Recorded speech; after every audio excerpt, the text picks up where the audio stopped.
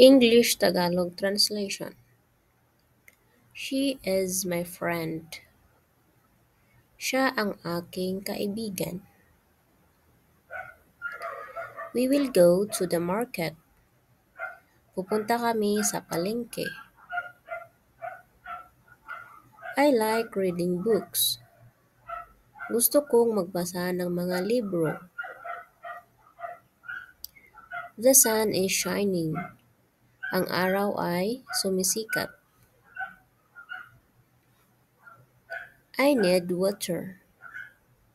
Kailangan ko ng tubig. This is my house. Ito ang aking bahay. I will help you. Tutulungan kita. Where are you going? Saan ka pupunta?